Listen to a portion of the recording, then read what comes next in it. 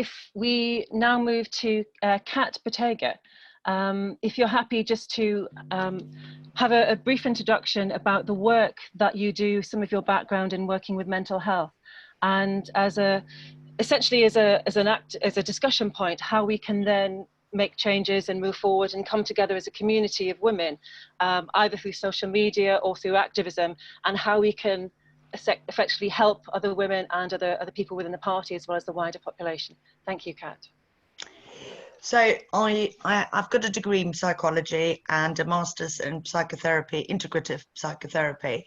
So I've been working within mental health for about now 17, 18 years. Currently, I've got a private practice, small one, mainly students, but mainly I work for the NHS as one of the NHS services. So we offer short-term counselling or CBT therapy. Now, if you're not a CBT therapist, everything's called counselling in the NHS currently. But as I said, I'm an integrative psychotherapist. So at the moment, we are all working from home like GPs, because although we count as frontline workers, we are lucky in the sense that we can still do the work via video or telephone consultations. So we offer patients or clients about 6 sessions. It's not a lot, but it is what it is. It's a primary care counselling service at a short term. Now, and I've been doing for the NHS the work for quite some time now, and I'm a supervisor as well. Now, I think what is really important is our mental health are all immensely affected by this crisis in various ways. So I tell patients all the time, we expect families stuck together, emotions are running high, conflict will occur, and anger and difficult emotions are completely normal and okay. Of course, behavior that can come from it can vary. So aggression, for example, or violence is, of course, not okay. Then we see also the other side, people who are completely isolated and living on their own, and they're struggling with loneliness a lot. Now, I keep saying I'm quite glad that this is happening while we've got social media, although social media, it can be also and cause some problems, but it is a good way how we can reach out. People are feeling the anxiety, and I can see it even social media. Some people turn that, unfortunately, into aggression or anger very quickly. And it's about recognizing that, as I said, emotions are normal. There's nothing to be frightened of. We don't even talk about good or bad emotions, because emotions are just emotions. And it's important that we can talk about it and reach out and help one another, because there's loneliness, even when you're stuck with your family, you can feel still quite alone. Is quite frightening, and the anxiety and fears, what's this crisis going to do to our loved ones or to the world, is really an issue. Now, coming to women, I think women are particularly affected, because not only tend to usually do the domestic chores and the childcare, now they've got homeschooling on top of it, but they're also stuck with their partners, which who were able before, you know, we were able to at work to have a rant with a colleague, to have a break from one another. Now we're all very condensed at home, and the stories I'm hearing are quite frightening. I've got some patients who literally split up during this lockdown. Sorry, I'm just going to get my coffee in. So, and they're literally with their partners stuck at home, not being able to manage. Yeah, I mean, can you imagine splitting up with somebody and then not being able to move out? Is terrifying. Also, the domestic violence, and it's gone through the roof, and I'm hearing it. As I said, emotions are normal and fine, but the behavior that can come from it can be wrong. Yeah, and aggression is, of course, always wrong. Violence is wrong. Abuse is wrong, and women sadly still getting the most of it. Of course, it can happen the other way around, or it can happen in same-sex relationships, but it tends to be women who suffer, and suffer in silence. So we need to support one another, reach out, particularly in Green Party women. This is a community where I think it'll be very useful that we have these conversations as we're having now, and we can offer support to one another, because being left alone in this situation can be so isolating and actually really, really dangerous. So what are some of the practical measures that, first of all, if women or anyone at home is experiencing this kind of domestic violence, what are some of the first points of contact that they can actually do, assuming that the police and so the normal contact lines are still open? But it would be useful to find out how that's actually being impeded by the COVID crisis. So what would, in that situation, happen? Well, there are various things that you can do. First of all, let's talk about mental health aspect before I talk about the violence. You know, if somebody is struggling with their mental health and doesn't know what to do, call 111. Although I'm not a fan of them, I have to say personally, but call 111 if somebody has done something or is really not able to stay safe. Of course, call the ambulance service. Then contact your local NHS provider and see if counselling or CBT is available for you. It varies from local authorities to local authorities. However, we still are working, so you can still have that support. And at the moment, our waiting list is actually really, really short, because I think a lot of people don't think we're still open. Yeah, but we are getting ready to also support frontline staff, as well as, you know, getting ready for this crisis and mental health wise, to really offer our support. And my colleagues have been absolutely fantastic, I must say. Now, in regards to domestic violence, I've actually had a few cases just this week where they did contact the police, and the police acted very, very promptly. Nonetheless, I was quite impressed. But this is just my anecdotal experience. That might vary as well, depending on the area. But please feel free to contact the police if your safety is at risk or if you need to report a partner. And then, of course, there are various charities helping with domestic violence. A very good one is, of course, I mean, I don't know each area, but here in Nottingham, we've got the Women's Centre, who are excellent, yeah, and they offer also counselling and all sorts of support and advice now over the phone, of course. So please feel free. It's really important, because a lot of the people say, I didn't want to bother anybody. I didn't know if my case is severe enough. I know there are worse people off than me. And that's not true. Every person counts. Every woman counts, and we need to ask for support if we require. And it's better to do a telephone call and then nothing comes from it than not doing so, because literally people's lives depend on it. And if somebody becomes violent, yeah, and it might have just been a one-off, no, it might not, and it might actually kill someone. So also, if you know of somebody else who is in an abusive relationship, please reach out to them, give them the support and advice, and make them feel valid, because the most damaging thing is that people don't think they're important enough, or that their case is not severe enough. And actually, we're talking here, this can be dangerous, not just to our mental health, but also as a physical health and safety, and to the kids. I mean, a lot of the kids are witnessing now conflict much more than they would do otherwise. And it's important that we think about their mental health as well. So we need to reach out. How is the best mechanism to reach out? Obviously, we have social media, but there's also a sensitivity about bringing up those kind of questions. Do you have any sort of tactical suggestions on how to raise that issue without perhaps being so overt that you make someone else feel uncomfortable? Just show that you are there to listen. Don't feel that you're judging anyone, neither, you know, even the partner, because a lot of the time people don't say anything because they want to protect the partner from family, for example, not liking them and stuff. So if you show a non-judgmental, open way that you are there to support, not to judge, but you're there to support, but still allow that person to have the choice, unless it is a real emergency. And that is usually just say, I'm here for you. I'm going to listen. And then when they do share something, you can say, look, there is support, we can do this, but it's entirely up to you. Unless, of course, we're talking here about a real risk, and also towards the children we need to consider, because it is also a child protection issue if there's domestic violence happening in the family. But foremost, you always try to encourage a person to make that choice themselves by being non-judgmental and supportive.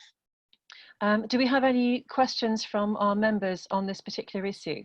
Carla, could you lower your hand, because I believe you've commented in the actual chat now. Thank you. Louise Radis, could you unmute Louise's mic, please? Hello, I was wondering, question to Kat, are you aware that Oliver James, psychologist and writer, he's got a very low opinion of CBT, and his book called Not in Your Genes, he says it's basically just a quick fix. It's most unfortunate. It's used as the one-size-fits-all treatment in NHS psychotherapies. I do have it. So I know I'm on the autism spectrum, and my medical note said about me does not respond to CBT, but apparently there's nothing more that I can be offered. Well, I'm sorry to hear that, but yes, I've got a strong opinion about CBT. I think it's got its uses. I use it as strategies, not as a therapeutic approach. As I said earlier, I'm an integrative psychotherapist, so I'm basically humanistic, but I integrate different aspects. Now, I don't think very highly of CBT, I must say. I think it is a quick fit.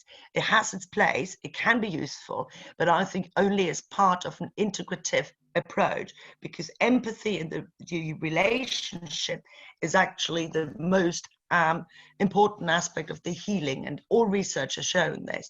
CBT works in the short term and works for specific conditions, but it doesn't work for all. And the amount of people I get through say, I don't want any CBT anymore, it's not worked, or it's not worked for long term.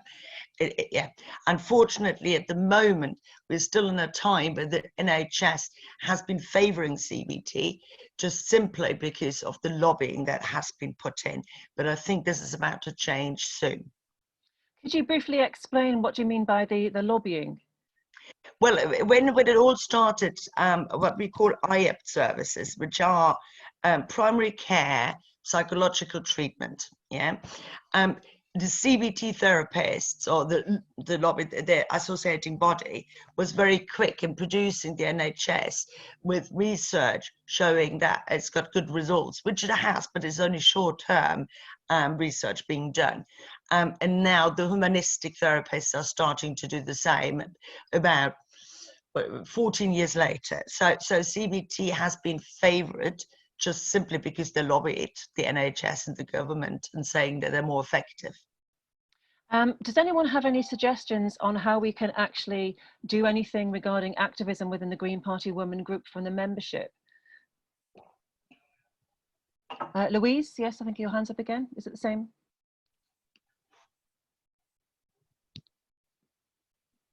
Oh, thank you.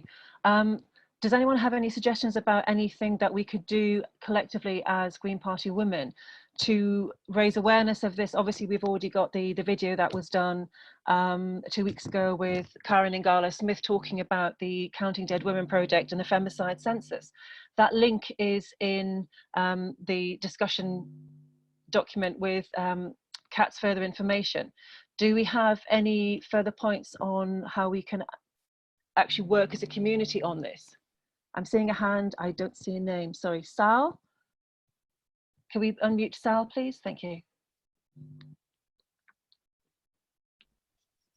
Hello, I'm Sally. I'm from Worcester Green Party. Can you hear me? Yes. I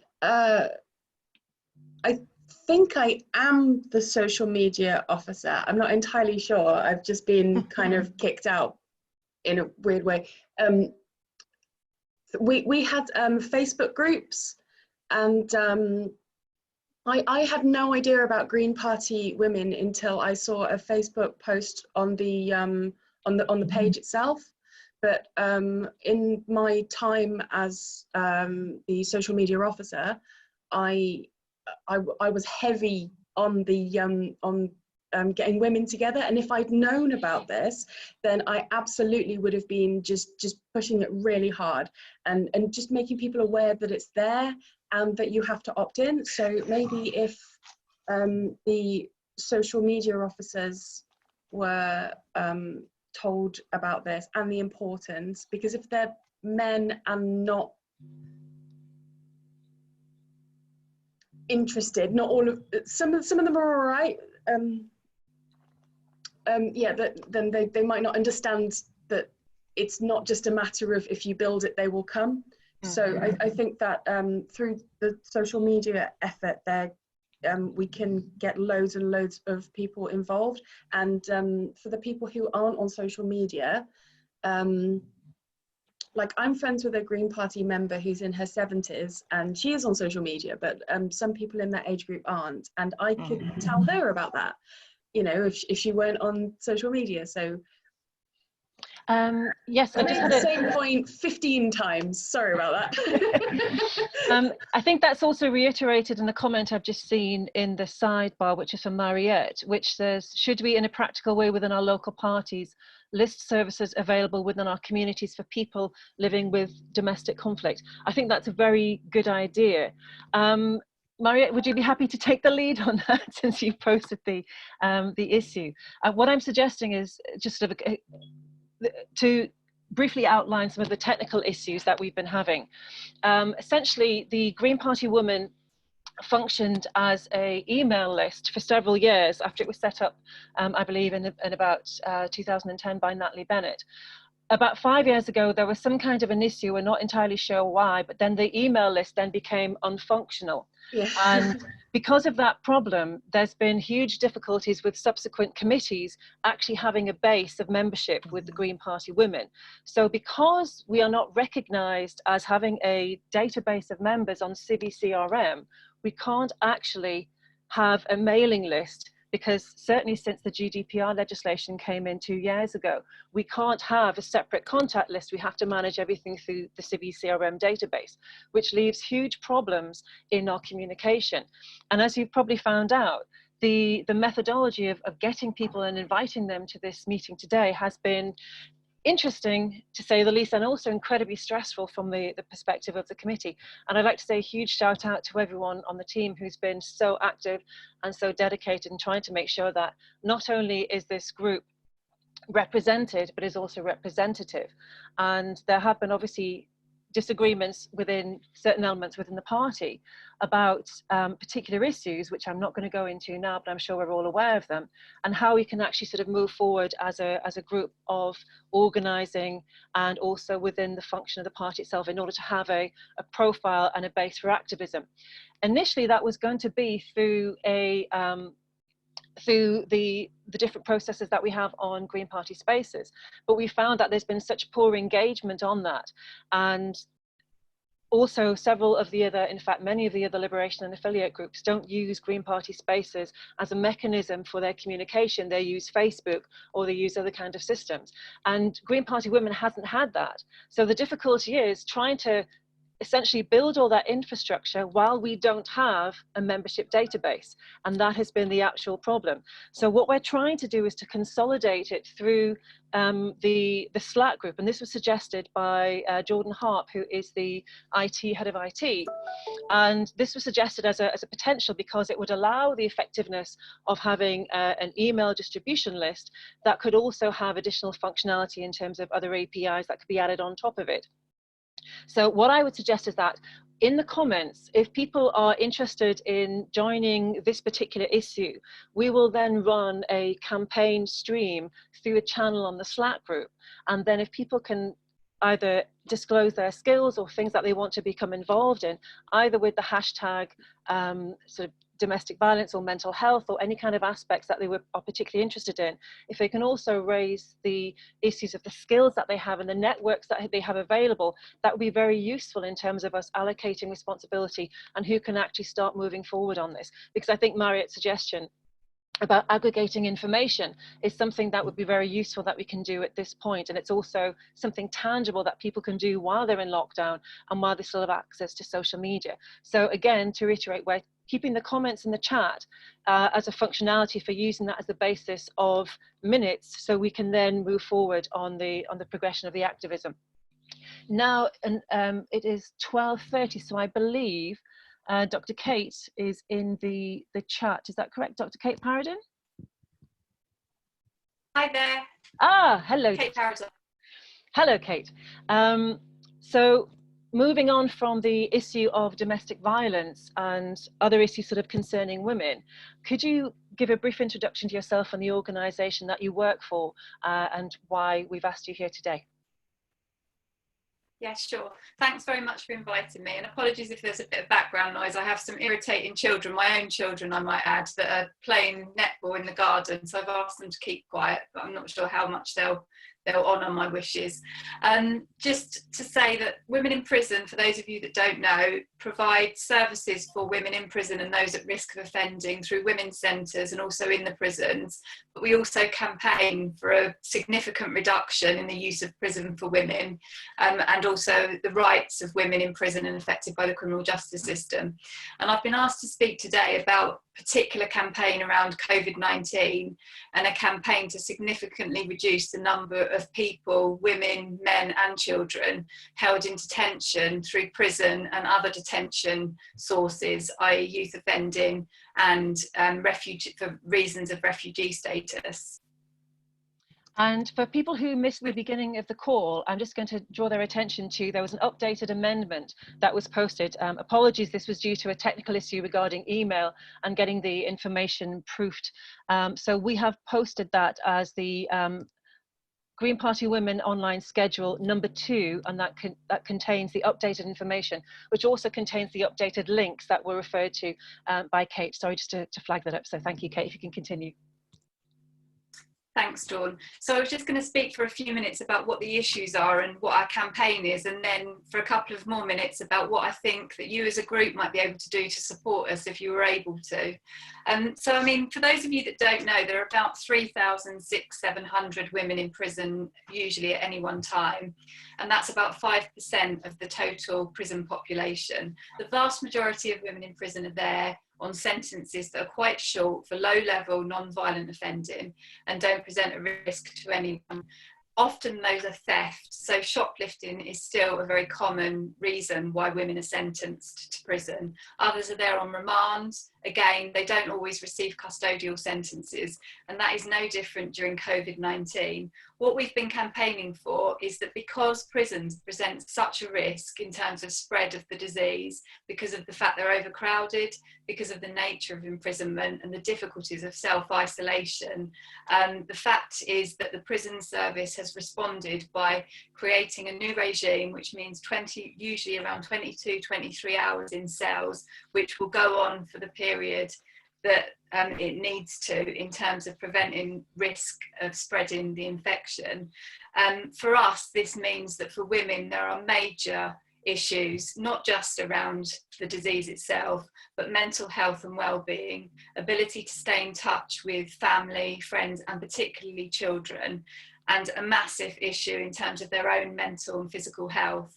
So from our point of view, the campaign that we've had is to prevent spread through reducing the prison population and for early release and for stopping the use of imprisonment, particularly on short sentences by sentence of the court. The response has been extremely disappointing despite weeks of campaigning since all of this started. And this includes a campaign to secure the release of pregnant women in prison and those on mother and baby units with their babies in several of the prisons across England. The government has in principle agreed that that should happen, but it hasn't been happening quickly enough. So it's been very slow progress. And I think the latest update was 17 of the pregnant women, which there are difficulties in terms of securing exact numbers, but that would be probably around half of the women that are pregnant in prison at the moment. So from our point of view, what we would like from a group like this is support for our campaign to secure the release of those from prison who do not present a risk to the public, and also to argue for more resources in communities to support those who are leaving prison so that they can be supported during this lockdown period. And some of the things that we're doing with partner women's centres, and I know some of you here already support your local women's centres, We run a women's centre in Manchester, in Lambeth and in Surrey, in Woking. And the work that we're doing is around supporting women who are leaving prison to make sure they have access to key work support by phone and by electronic means, and that we're able to support them in tackling the root causes of offending and preventing re-offending through community support rather than through their prison sentence. So 2 specific things you could do for us is to follow our campaign with Inquest and Birth Companions and other charities like Women for Refugee Women, who are also campaigning for women in Yarl's Wood to be released, and to support those calls to contact your MP and other things of that nature. But also to support our general campaign. And I know again that some of you have already supported us. I know it's hard on the camera, but the Open Up campaign is to open up supports for women's futures through supporting resources such as women's centres in the community, which receive a woeful level of funding from government at the moment. And there is not a clear commitment from government to support those kind of community-based resources for women who face multiple disadvantages and multiple needs. So that's me, Dawn. I'm happy to take questions if anyone has any. Could I just briefly ask a question for you to explain the difference between what is a custodial and a non-custodial sentence, because people might not be aware? So a custodial sentence is a sentence of imprisonment. So that means that you're sent to prison for the period of your sentence that the court deems is suitable given the offence that you've committed.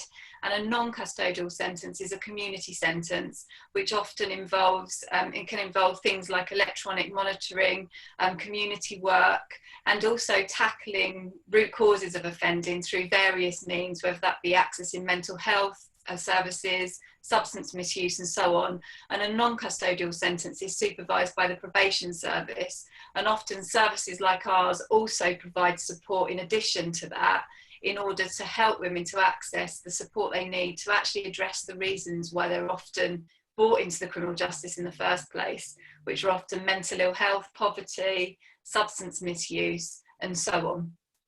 I'm seeing a hand up from Judy. Is that Judy?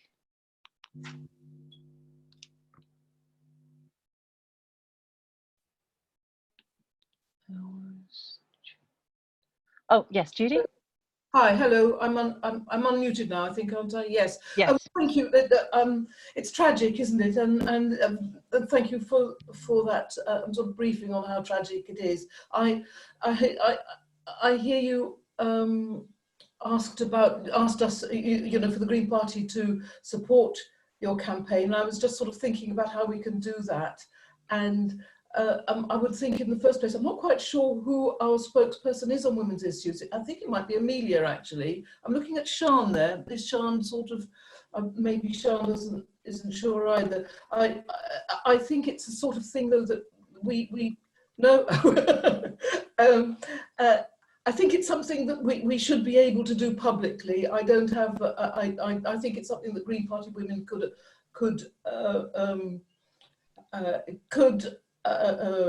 propose for you know, a statement at the time. Is very topical and not something that we should delay on. But that, I just throw that in. I think it is something that we should be able to support in you know, in the short time that we have for these sorts of things to get into the press and to have an impact.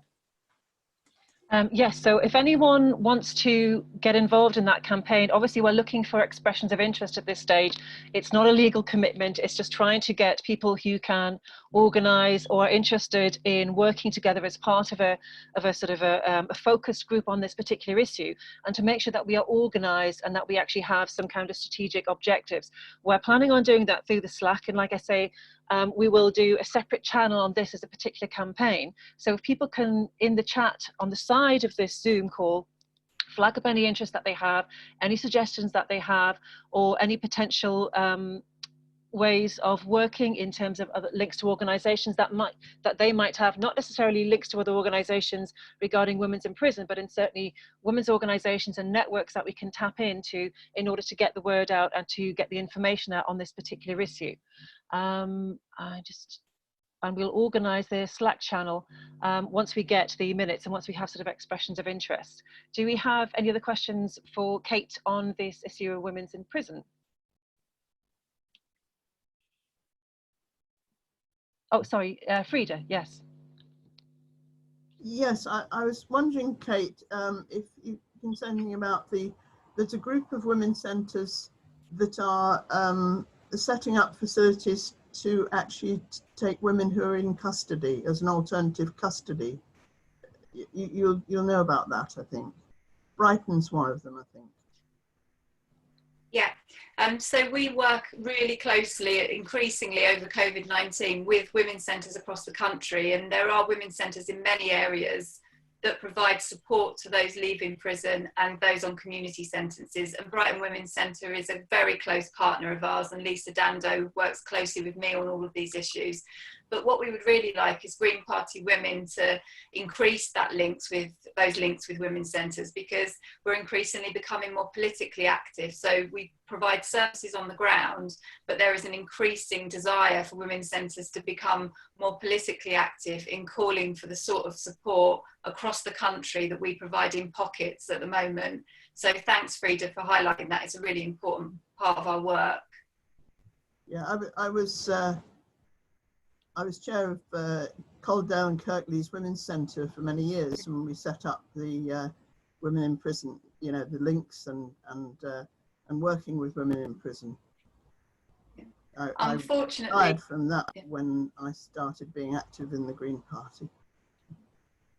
Unfortunately, all the changes around probation that have happened in the last few years under the Conservative Party in terms of privatisation have had a massive impact on the ability we have to access funding, and also to access referral pathways so that women get referred into services like ours. So it's something we're hoping will change in the months to come. Yes, our local women's centre had to give up on the project to support women in prison because the work we were doing with probation was privatised essentially and became impossible to work with. Yeah, women in prison were in a similar position to Calderdale.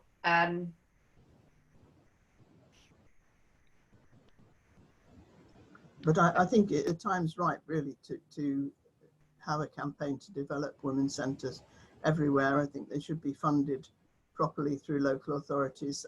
Our centre has about 40 different funding streams of all kinds, but still struggles every year.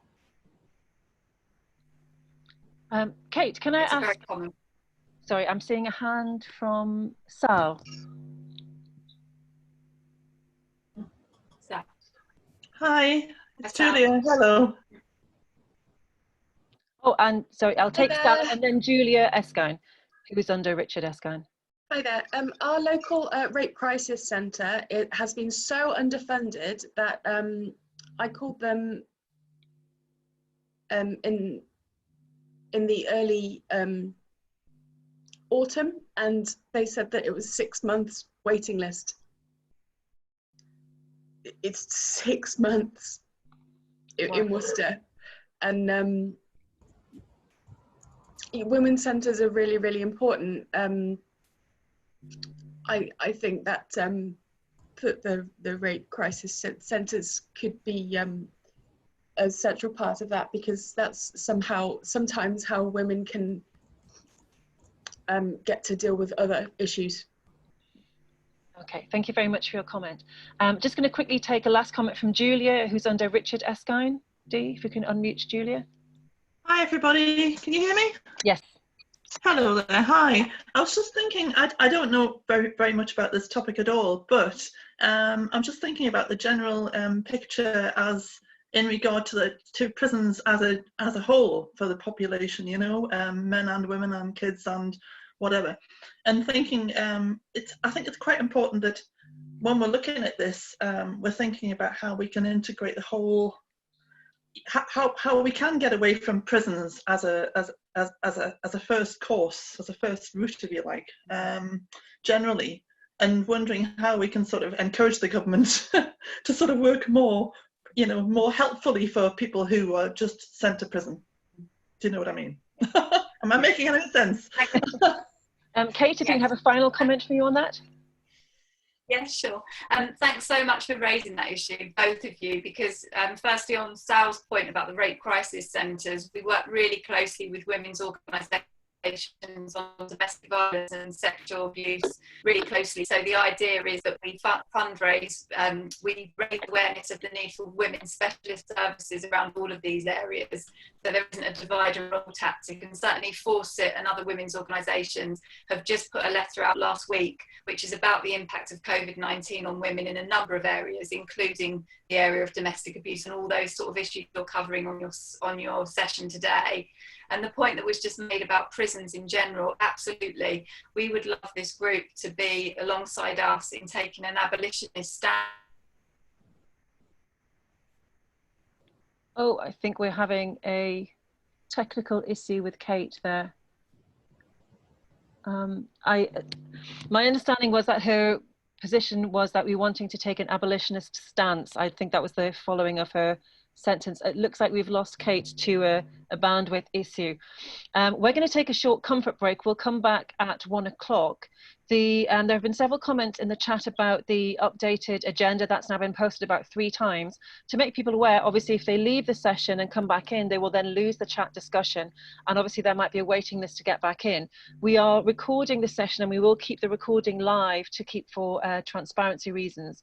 But just be aware that we're coming back at 1 o'clock to continue the discussion with Georgia Taylor, who will be talking about empowerment woman training. And then at 1:15 we have Andrew Carey talking about the 50-50 in Parliament campaign for women. So we'll see you back here at 1 o'clock. Thank you very much for your time.